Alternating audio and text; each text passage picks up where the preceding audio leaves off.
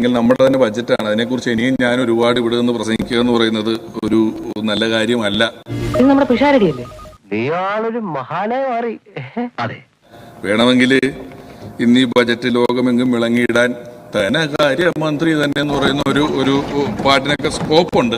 ഈ ഡയലോഗ് ഇന്ന് ഈ ബജറ്റ് ലോകമെങ്കും വിളങ്ങിയിടാൻ ധനകാര്യമന്ത്രി തന്നെ എന്ന് പറയുന്ന ഒരു പാട്ടിനൊക്കെ സ്കോപ്പുണ്ട്. പക്ഷെ നമ്മളത് ചെയ്യുന്നില്ല. മനസ്സിലായില്ലെങ്കിൽ ഞങ്ങൾ മനസ്സിലാക്കി തരാം. അതെ, അതാദ്യം മനസ്സിലാക്കാം. എന്നീ പാർട്ടി ലോകമെങ്ങും ശോഭിച്ചിടും കാരണഭൂത തൊലിക്കല്ലേ എന്ന് നീ ഇതെനിക്കിട്ട് പണിഞ്ഞാണല്ലേ. 100 വർഷം ബ്രിട്ടീഷ് ഭരിച്ച ഇന്ത്യ കോൺഗ്രസിനും 54 വർഷം കോൺഗ്രസ് ഭരിച്ച ഇന്ത്യ BJPക്കും കിട്ടിയതുകൊണ്ടാണ് ഇപ്പൊ ഈ 10 കൊല്ലത്തിന് മുമ്പ് എന്താണ് ഇവർ ഉണ്ടാക്കിയതെന്നുള്ള ഒരു ചോദ്യം എപ്പോഴും കാണാൻ സാധിക്കുന്നത്.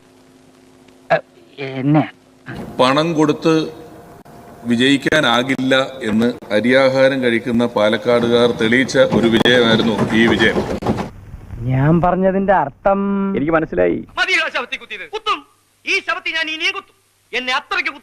ഞാൻ തന്നെ ആദ്യം കണ്ടപ്പോ അയ്യോ ഇത് കൊള്ളൂലല്ലോ എന്ന് വിചാരിച്ചതായിരുന്നു.